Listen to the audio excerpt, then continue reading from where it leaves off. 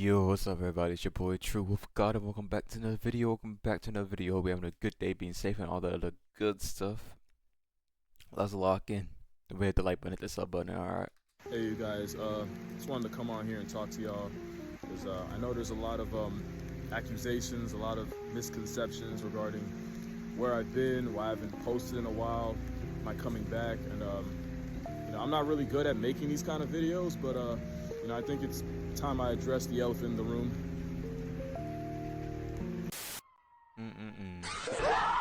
Ever since I was a baby, elephants were the animals that were my favorite, and this summer I became the favorite animal to an elephant's baby, and I learned that baby elephants are the most dangerous, reckless, logically bankrupt, whatever this is, threats to human welfare and the cutest thing I've ever run away from. This is the face of a war criminal. So in case you were considering adopting this cankled crash out into your life, I traveled halfway around the world to beef with a baby elephant, so you don't have to.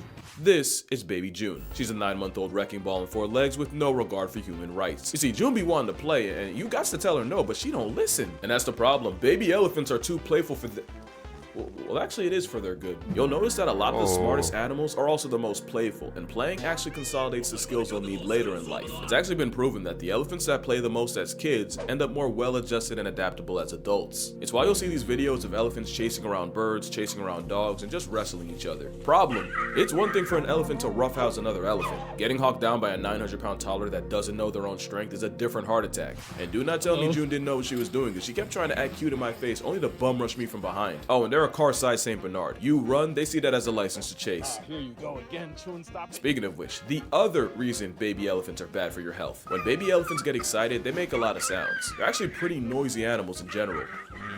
Problem is, elephants are also some of the most overprotective mothers on earth, and hearing their baby make any noise sends them running. They literally warn you not to rile up June because she might think she's playing, whole time she just accidentally called a hit out on you. Keep in mind, elephants are pregnant for 2 months short of 2 years. That's a nearly 2-year internal investment, and you're grass if she thinks you're threatening it. To be fair, if you heard your child yell from across the house just to find a random man posted up next to your spawn, no amount of backpedaling will keep him in present tense. Doesn't change the fact that June raised my health insurance with a different kind of charge. Yeah, baby elephants can be remarkably bad for your health. To be fair, we're kind of a disaster for theirs. We took the biggest animal on land and made their land the smallest it's ever been, and believe me, as hard as you think uprooting a family of several thousand-pound plus-size lawnmowers is, it is harder. In fact, I challenge you, play this game.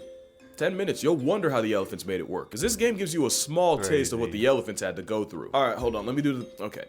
Beast Lord: The New Land is an animal-themed strategy mobile game. Not only does it flex vivid level designs and graphics, not only do you get more than 500 different animals to add, it shows why elephants probably hate us, because this game gives you the same problem we gave them. Your previous home is now completely unlivable, so you, Beast Lord, have to find a new place to lead your pack. You even get a spirit guide in the form of a baby elephant, and I can't believe it took me actually playing to know that. Like, do y'all not know me? I should have led with that. And just like with wild elephants, you choose how you want to proceed, and you can play the role of collector, invader, or developer. Each has their own buffs and nerfs. Like, if you're just starting out, you're better off as a collector, since that means more resources early on. But when time comes to attack, your army will be slower, and you're probably getting steamrolled. And like some choose crime, and we'll get to that, you can opt for invader, living off pillaging, and you even heal faster in battle, so it's like plot armor. Except when you go grocery shopping, because resource gathering, that's where you get nerfed. And the same way elephants influence the world as a keystone species, you can too by choosing developer, influencing the very landscape of the game. But just like a matriarch leading the herd, every decision you make determines whether you prosper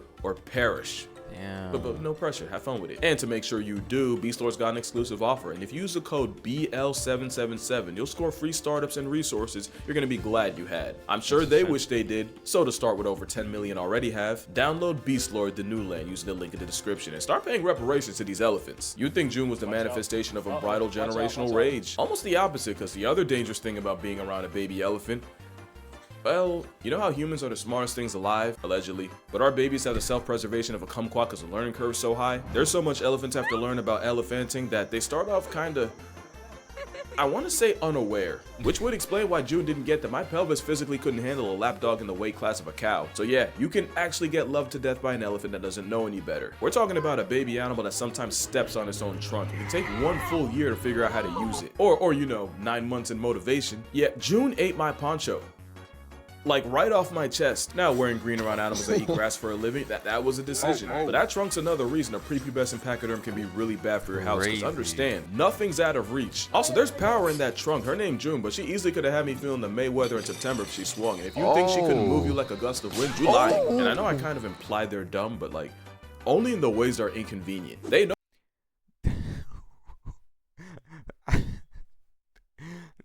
That got me, alright? That got me, okay? I was not expecting that at all. That was not expecting that at all. Alright? That was different. That was different. That was different. Know to mess with tourists for a response. They don't forget who gave him the best one. So June targeting me, that wasn't an accident. So yeah, baby elephants are much more of a life hazard than you ever could have imagined. Question is, why did I do that to myself? Well, if this video gets, I'm gonna say 150k likes, I'll go to an elephant sanctuary somewhere and record it. 150k likes, 150k likes, 150. Crazy. 500 people a year, and it's mostly Asian elephants that.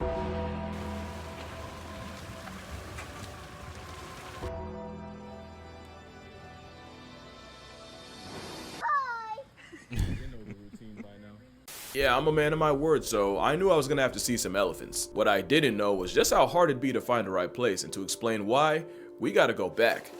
The relationship between Asian elephants and people is wildly toxic, and it starts with people destroying their habitats and taking over their ancestral avenues. But you remember what I said about that learning curve? Yeah, they wasn't going for that. As arguably the smartest thing alive that's not us, the elephants just adapted, and then you had families of elephants raiding crop fields at night or even breaking into houses to steal rice. And that's all it takes. Cause on one side, you got farmers trying to defend their livelihood from a 4-ton marauding raccoon, and on the other side, elephants are just trying to live a life that people have made that much harder. It's a vicious cycle, with elephants often getting injured or even killed by farmers protecting their stock, while hundreds of people get flatlined by those same elephants each year. And you already know, if an elephant murks a person, it's likely getting put on a shirt in retaliation. But it's also proven that kind of activity causes genuine PTSD in the survivors, making them that much more trigger happy. An unpopular opinion, I never liked how y'all made fun of this woman. Like, yeah, she could have done the elephant dirty and gotten got. That elephant also could have been a hurricane on 4 legs that was finna life retire the first person she ran into, and Maya Murmu got cheated out the game of life. Now add elephants getting exploited for things like logging companies, and you realize that somewhere an elephant with internet made this and wanted problems. Logging was especially nasty since the Ellies would be separated from their families, abused,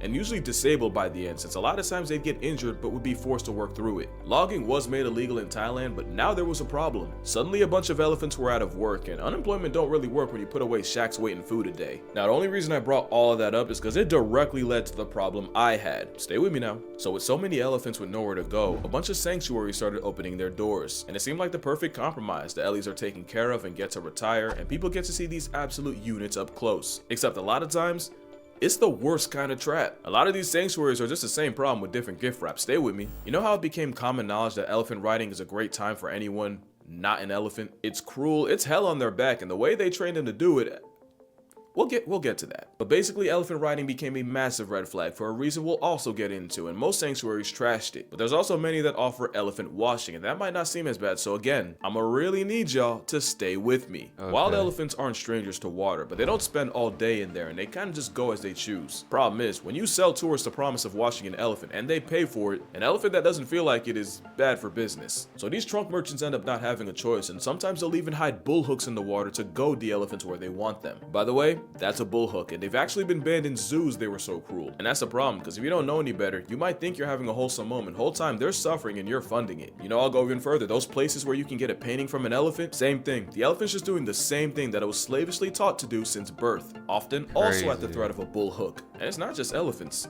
You might remember that era of people taking pictures with tigers and putting them on Tinder. Hopefully that's the closest they ever got to well, often the tigers are declawed, defanged, and higher than Shaggy, they're drugged beyond belief. Basically, if you have a whole wild animal, one with a known human body count, just sitting there like a trained dog, yeah, you know something ain't right. And these traps are literally everywhere, and they're really easy to fall for. I remember how much I wanted to see one of those otter cafes in Japan, until I found out how utterly egregious that would be. So now you see my problem. If I don't go to a sanctuary, then I'm the guy that lied to millions of people. If I do go but promote the wrong one, at that point I might as well just nuke my channel. But then I thought, I shouldn't worry about going to a good elephant sanctuary.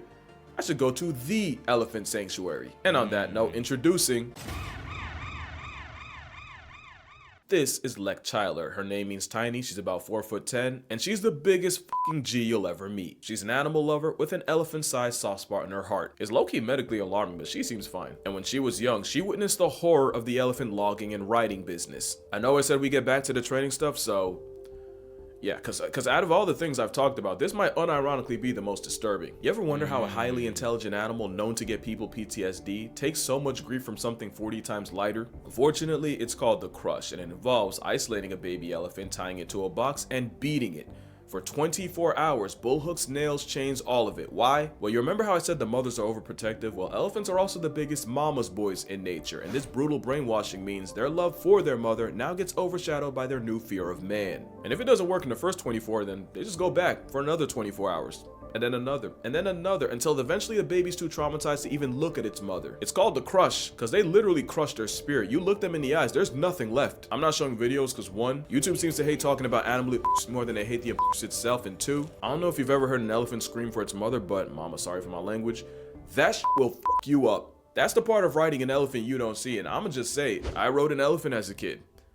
That memory will forever be tainted. Yeah, Lex saw that and that was her villain origin story, or at least part of it. Because she obviously tried to spread the word, but not only was elephant trekking a huge business in Thailand, it was a business her own family was in. So that villain story just went Joker. But didn't I tell you Tiny is a G? She wasn't going for it, and she kept applying pressure. And while she did make noise, she'd be doubly disowned by the government and her own family. Well, not all of them, because the elephants would be her family, and in 1995, Lechtyler would found the Elephant Nature Park near Chiang Mai, Thailand, which has since rescued over 200 elephants, where not a single bull hook's used, and a trunk Tyler has no reason to fear people, which gave me every reason to fear June. That girl legitimately terrorized me, and the worst part is I'll let her do it again, no questions asked. You know they put elephants first when you got baby June out here wildin'. So yeah, after hearing about it, reading about it, and even watching a movie about it, I knew exactly where I was going. And after 20 hours, a couple layovers, and a drive up a mountain, my nerves did not appreciate.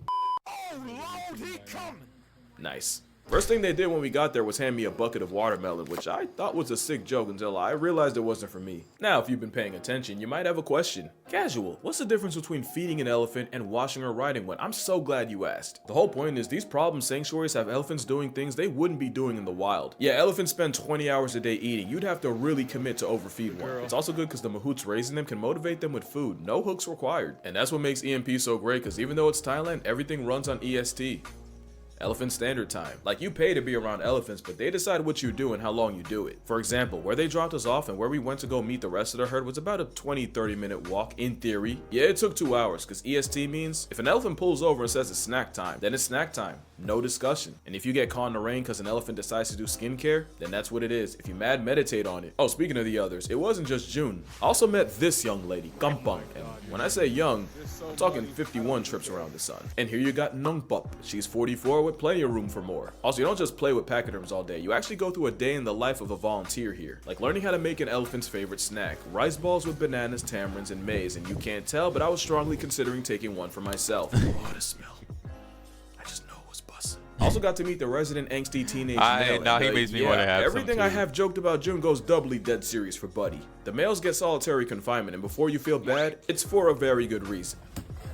Anyway, you get to see elephants in their natural and even learn stuff along the way. Elephants are walking instruments. You wouldn't believe the kind of sounds that come out of them. I also never realized how much I needed elephant ASMR. The other thing is, elephants make a lot of noise.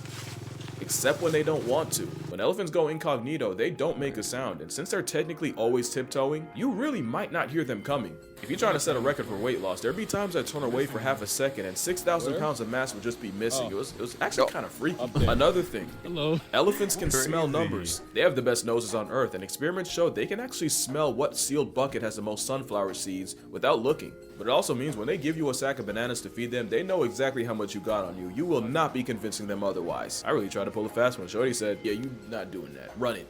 Also, they were. Wait, where's the rest of you? Oh, yep, there they are. Elephants are way better climbers than I thought. Like, I don't know how they got up there. No, like, literally, I tried to follow them. I couldn't. To me, the most important thing, and I hope y'all get to do this at least once, but when you look an elephant in the eyes, that's just a feeling like you can see how intelligent they are. You can see how aware and like what they've been through, and I don't know. There's just something about making eye contact with an animal that's suffered so much and finally knows it's safe. You gotta just That's a core moment. And the thing is, I just know if more people knew, they'd take this over any other elephant flex you could buy. It's really the elephant nature park. And I'm gonna break your heart one last time, because now the real reason for this video. They actually flooded right after I left, and we're talking the worst one in a while for a place that's pretty used to it. And while a little water's normally nothing to an elephant, a lot of the ones here are disabled from years of work. We're talking dislocated hips, injuries from stepping on landmines, and some of them are even blind. And unfortunately, 2 of the elephants I met, they're not here anymore. So there's an emergency flood relief fund to help them recover, and they could really use some help, so you already know where that link's going. It'll be in the description. Also, it's not just elephants. ENP has cows, pigs, monkeys, geese, and a very friendly population of dogs. They've done a lot of good in the world, and right now they really need that back, so if you can help, if you're able, that'd be great. But even in the worst possible time, elephants show me why they're my favorite. These 3 elephants are actually guiding a 4th blind one, walking just slow enough and making just enough noise for her to safely follow him. If that doesn't make you want to protect them at all costs, then nothing will. Also interviewed one of the mahouts, and the full conversation will be posted on Patreon. Anyway, that's gonna do it for this video. Make sure you actually know there's one more thing. Thank you. Ooh, that was corny, but hear me out. And this year I went to the Turtle Center in the Cayman Islands, swam with sharks in Hawaii, and now I got to meet my favorite animal, and I do not do any of that without y'all. I don't think y'all understand. Like, y'all done changed the trajectory of my whole life. My job before this had nothing to do with animals. Now I basically LARP as Nigel Thornberry. Like you, for real. I'll never not be grateful for y'all. Even if this is your first time watching, the fact that you watched this far. Alright, that's enough much. I'm gonna need y'all to drink water, hug your mother and your father. Shit, them babies June. By the way, she's okay. I don't think I said that. Thank you, Lek. Thank you all. And I'ma see y'all. Man, y'all already know. What? In the next one. Okay, there we go. That's all I got. Hey, thank you very much for watching with me. I appreciate that very much. Much love to all y'all. Don't forget, the video will be linked in the description down below. So please go ahead and check out the video. And I appreciate that very much. Much love to all y'all. Peace out. God bless.